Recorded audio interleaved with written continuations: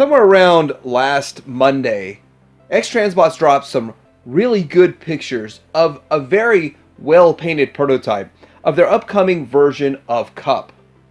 Their MX-11, MX-11 Locke figure. And I have to admit he looks pretty good. He's a contender. Maybe he's even better than the FANTSTOYS version. We're going to have a look at this. But a lot of people sort of wrote off this figure, wrote off the X-Transbots version because of a really poorly painted prototype. I like the metallic paint, but the color scheme didn't quite match as well as I'd like it to. Maybe they were trying something, getting a reaction, but what they're putting out is so much better than those first shots. We've also got the price of this guy, and kind of curious how high they're going on price and why. Does everything that it's including, does that justify the price? And of course, we're going to compare this side by side with FANTSTOYS and see which one's best. We're going to talk about it coming up.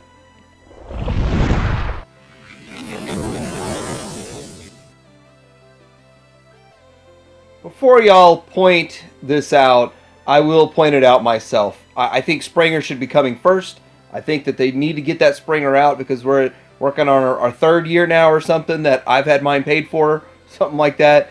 And I'd like to see that figure done. But, you know, for whatever reason, they're putting other figures in front of their Springer. That Springer looks amazing. But let's talk about Cup. First of all, a quick overview of this guy. He is going to stand approximately 7.48 inches tall. And that's going to make him almost exact same height as the FANTSTOYS one. So he's going to be a really tall one. The FANTSTOYS one is 7.5 inches, so 0.02 taller than this guy. He also comes with 4 different face sculpts, and that's cool, but it's not 4 different heads, so you have to swap faces.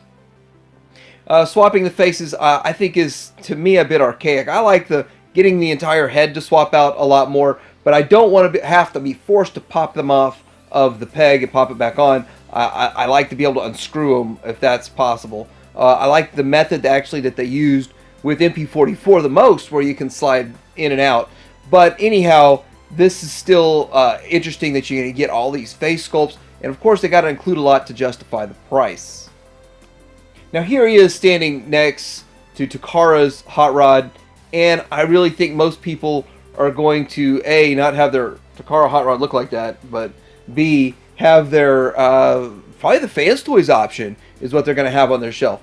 So would you put this guy next to the FANTSTOYS Hot Rod next to Hoodlum? And I'm sure he's going to have a lot of posability. I'm sure this figure is going to have all the articulation that we have come to know from the modern day engineering from Transformers.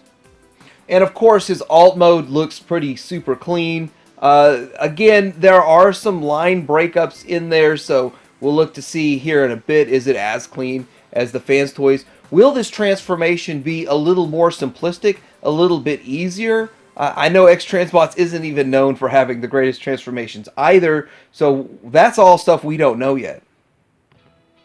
Now for the price, it's going to be $160. You can get it cheaper at some places, and some places probably a little bit more, but $160, that's a high price. That's a very high price for this figure. Although it looks good, it looks great, and there's a lot with it. So you're getting 2 Target Masters. One of them is for the MP28, and they say Rodimus Prime. It goes for your Hot Rod. A lot of Hot Rods out there are not the Target Master Hot Rod that they came out with later on. So a lot of people don't have a Target Master for their Hot Rod if they went official. But if you do have the FANTSTOYS one, of course, you've got your Target Master for that. I don't know what cost is added by adding one additional Target Master. Is it $2 or $3 added to the overall production cost of it? So I don't really know that justifies the high price point of $160. And of course, you also get a couple of accessories. You get the Sharkticon tail. You get, I wonder if that'll fit my G1 Sharkticon. It's missing a tail. You get his gun. You get what, I guess that's his hat there. And then these other 3 head face sculpts, which you get the total of 4. And he is pretty clean from the back. He does have a backpack. It's not as big as we'll see on some other figures, but it's there, and it actually is there. He has a backpack in the animation. We'll see that coming up. But overall, this is a really good looking figure, and a lot of people pointed out he's more toon accurate than KOOT. So now it's time to prove that or to disprove that. Now, I have a problem with the way a lot of people just take the standard Sunbow animation cells and run with it because the animators didn't follow those precisely, or maybe those were made after. I don't really know why a lot of the animation doesn't match these pictures that are shown like, hey, this is the standard, because that's not what I think of when I think of Cup.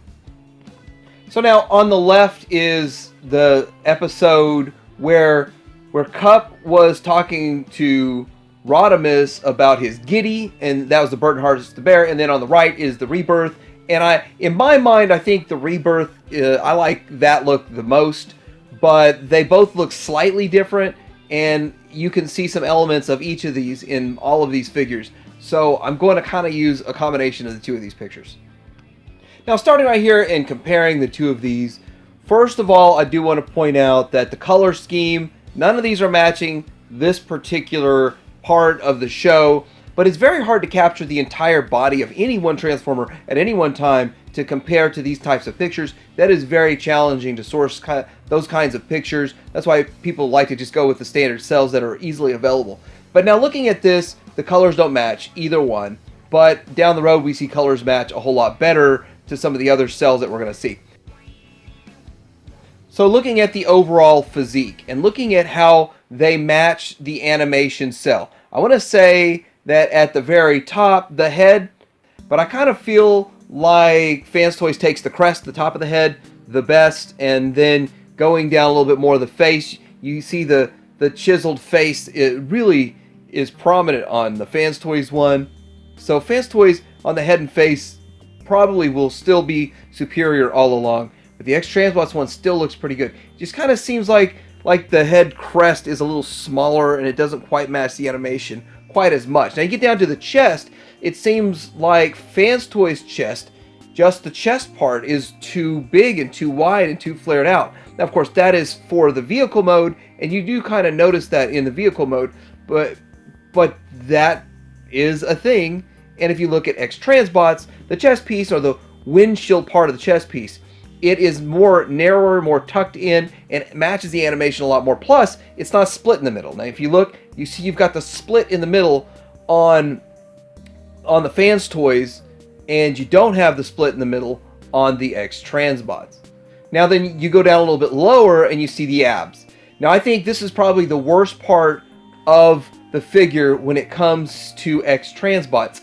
There's a lot of stuff going on the abs. And FANTSTOYS is far cleaner in that area. So looking at these back and forth and side to side, that ab part is way cleaner on FANTSTOYS than it is on X-Transbots.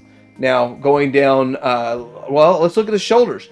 Now the way the shoulders present, and the way the shoulders and then the side of the chest kind of form in, that's a tough one, because I don't think either one of them truly match the animation 100%, and this is where I thought X-Transbots would clearly win. At the waist level, I think that FANTSTOYS does the waist a lot better. It matches the accuracy of the cartoon so much more, especially when it comes to that centerpiece and the belt buckle. I think that whatever X-Transbots doing is like an outline or a square rectangle in there. And I also like the transparent pieces. There's just something about it that is fun. I like it, but there's nothing wrong with just having paint, but it's just kind of fun to have the transparent, translucent parts in the wrists and in the belt buckle and all that that's going on right there. And also looking a little bit lower, you can see that I kind of think X-Transbots is a bit thin in the thighs, just a little bit, just slightly too thin. But the reason I think that is because as you go lower, FANTSTOYS, the lower legs are just too thick compared to the animation, and I think that that's kind of why the inner thighs, the thighs are so thin on X-Transbots.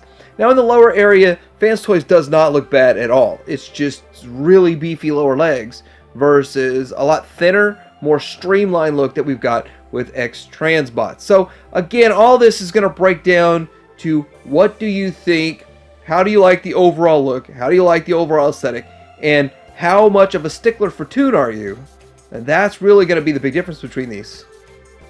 So starting at the front, you do get to see that they both look very clean in the front and the windshield. Now, you do have that split windshield from FANTSTOYS, split vertically, where you have a horizontal split on the X-Transbots one. And then moving up, there is more of a distinct line, like this line is here on purpose, right above the windshield for the FANTSTOYS. The one on X-Transbots looks like the line has to do with the transformation. The one on FANTSTOYS doesn't look like it has to do with the transformation. It's really interesting how the breakup, it has the same breakup, but it's gone about in a slightly different manner. And then looking at this, you actually get side windows on X-Transbots, so that is pretty cool. I kind of like the fact that they did that. But you know, when you have FANTSTOYS, they have a swappable chest, which you also have a swappable windshield, and I don't see that feature here in the X-Transbots version. Now looking at the wheels, you have a much larger fender when it comes to the X-Transbots, much smaller, sleeker fender on the FANTSTOYS. And then the side is much cleaner on the FANTSTOYS. Yes, there is some breakup and some line work, but the way it comes together, it looks a lot cleaner. Now they both have the accent on the side and the rear that maybe sort of looks like it could be a jet propulsion engine that's on this car, on this futuristic truck mode looking thing. And I don't really know about storage and weapon storage on the X-Transbots. Of course, there's a lot we don't know about it just yet, and we won't know it till we get it in hand. I will go ahead and take the easy way out and use this cell picture. And with this one, I think that the X-Transbots matches the color better. I don't think either one of them truly nail the design of the car 100%, but they both capture the spirit of it, and it works for me. Either one of them worked for me in the alt mode. Now for a quick look at the backs of these guys, and as you can see right here, I think X-Transbots cleans up better in the back overall than FANTSTOYS.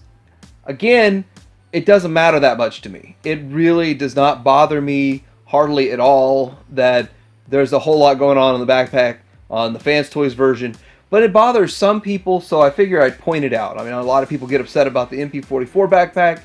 Some people might be upset about this FANTSTOYS backpack. So if the backpack is really what you like the most about your figures, you're definitely going to go with X-Transbots.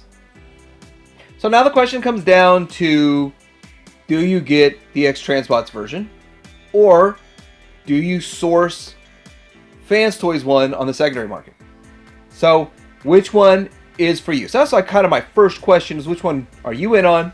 I got a couple other questions. If you already have the FANTSTOYS one, are you going to get rid of your FANTSTOYS one to get the X-Transbots one? If you have no cup, would you get the X-Transbots one and not think about even getting the FANTSTOYS one? Or if you have no cup at all, are you passing on the X-Transbots and paying a little bit more to get the FANTSTOYS one on the secondary market? I'd really like to know in the comments below. Let me know what you think about these two figures. Which one's better? Like and subscribe. Teddy Hanger out.